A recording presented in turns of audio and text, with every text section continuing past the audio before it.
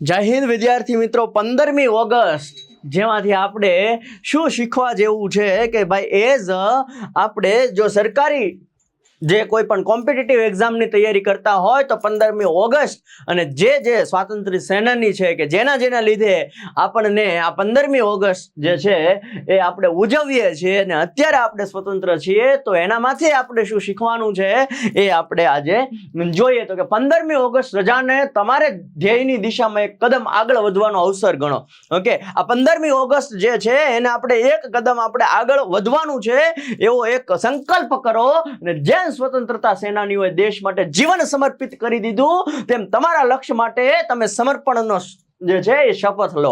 Okay, તમારે શપથ લેવાની છે કે જેમ સ્વતંત્રતા સેનાનીએ જીવન સમર્પિત કરી દીધું પોતાના દેશ માટે, હવે આપણે તો જીવન જે છે એ સમર્પિત કરવાનું છે આપણા માટે.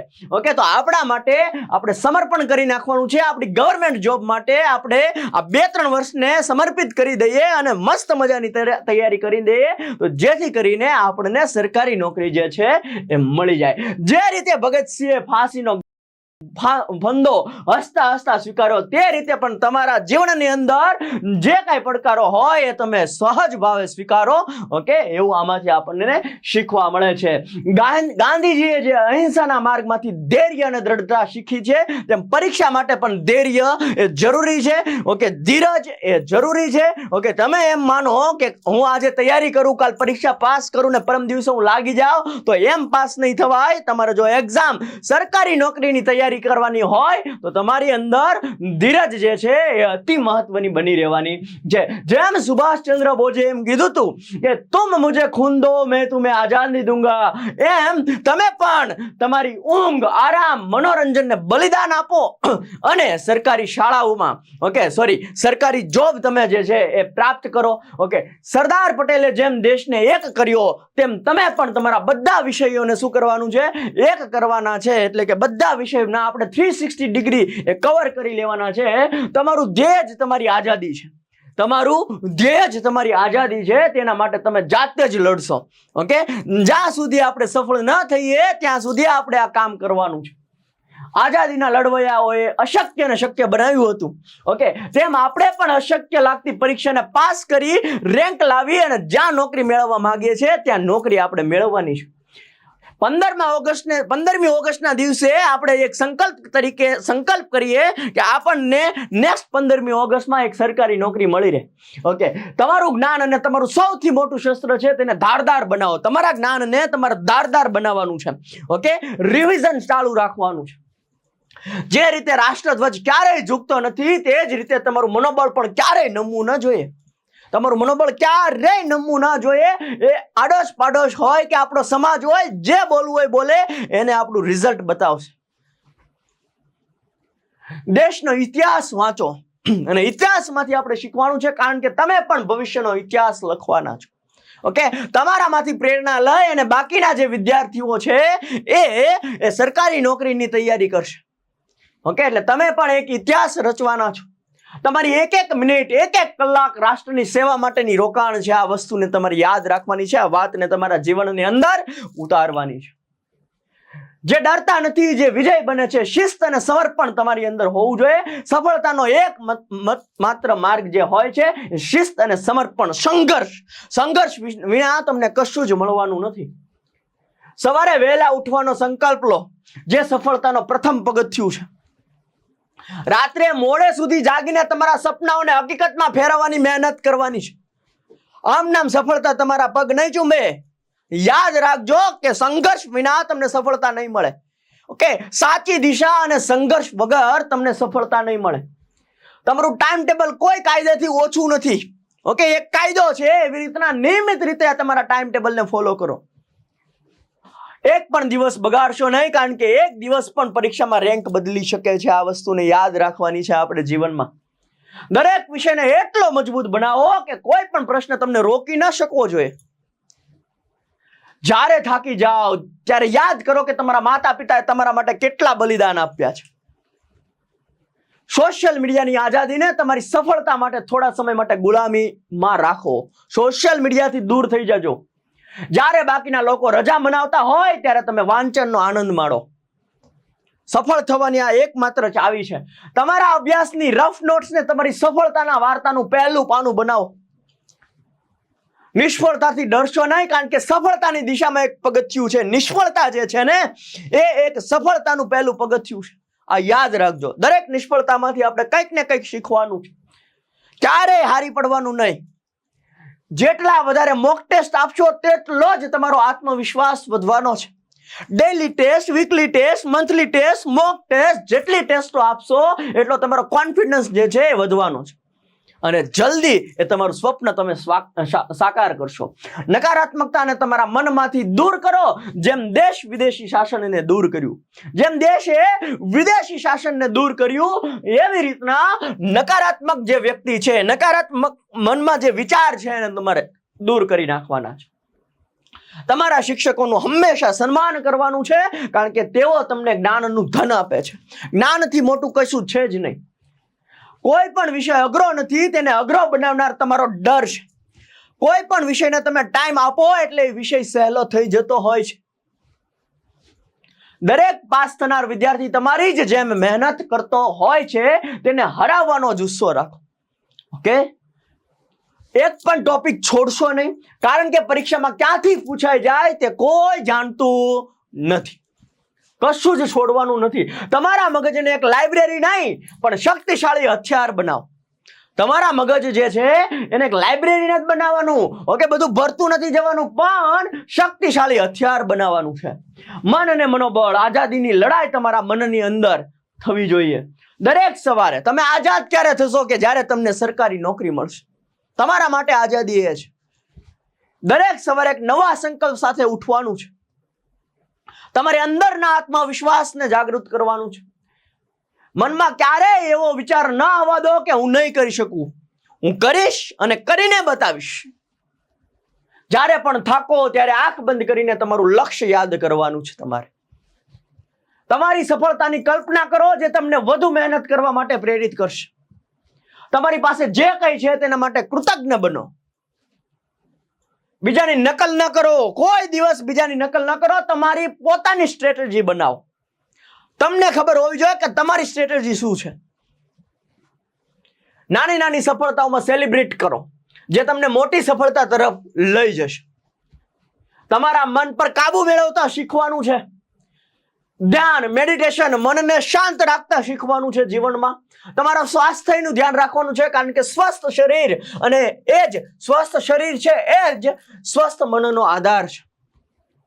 તમારી નકારાત્મકતાને તમારી સકારાત્મકતાથી હરાવો. યાદ રાખો કે આજે કરેલી મહેનત આવતીકાલની તમારી આઝાદી છે. શું યાદ રાખવાનું છે? કે આવતીકાલની મહેનત જે છે ને તમારી, એ તમારી આઝાદી છે. તમારા આંતરિક અવાજને સાંભળો, જે તમને આગળ વધવા માટે કહે છે.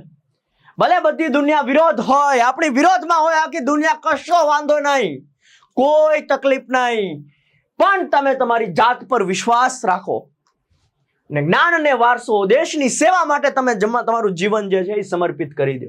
ઓકે, કારણ કે તમે ગવર્મેન્ટ જોબ કરવાના છે, યાની કે એટલે કે તમારે દેશની સેવા કરવાની છે.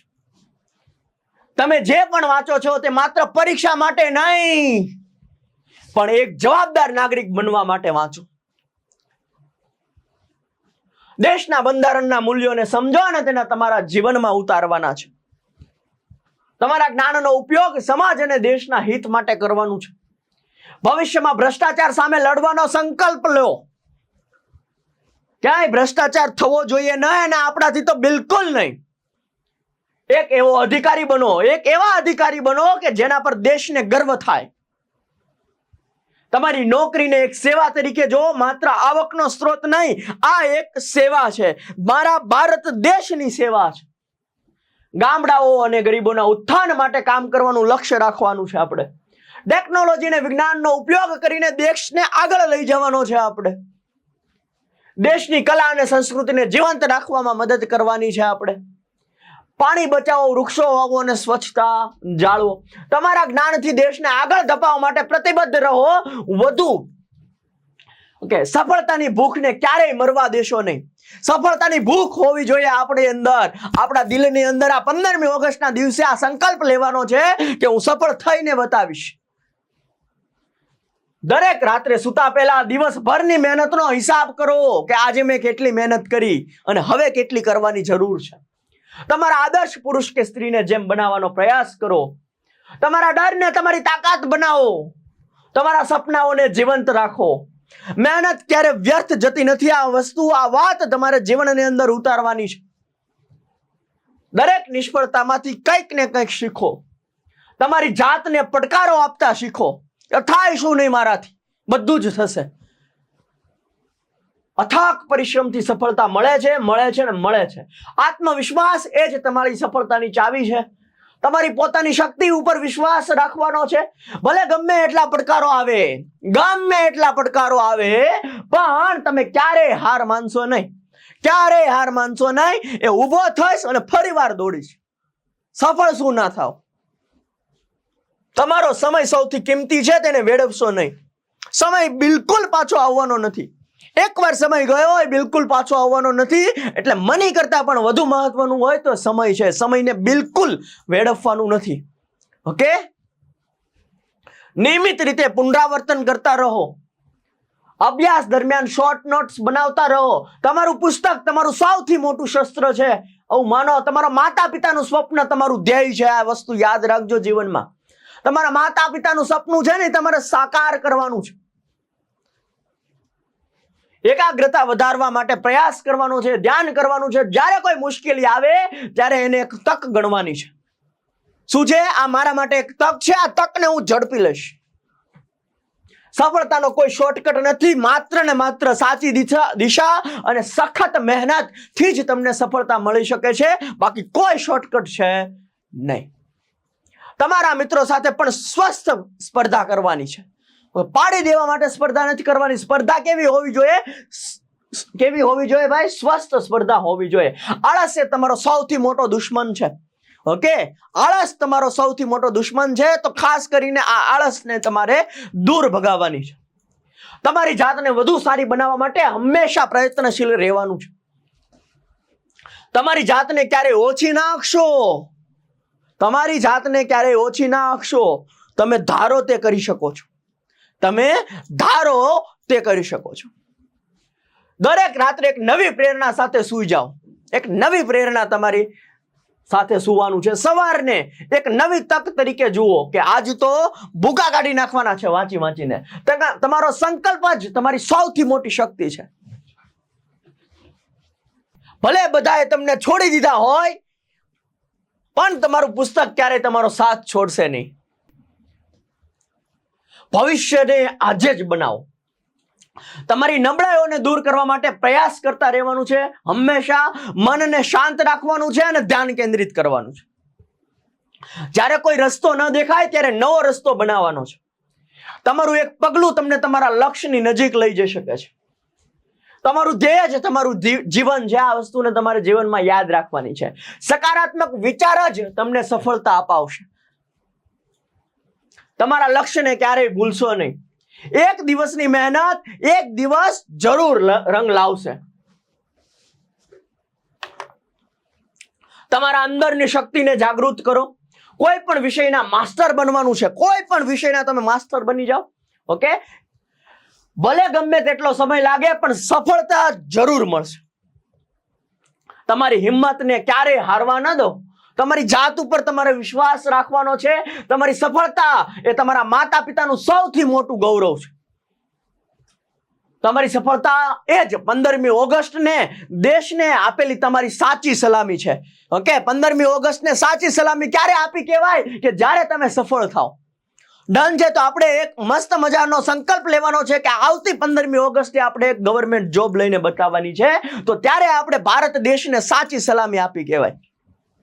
ડન છે. ઓકે, જય હિન્દ, જય ભારત.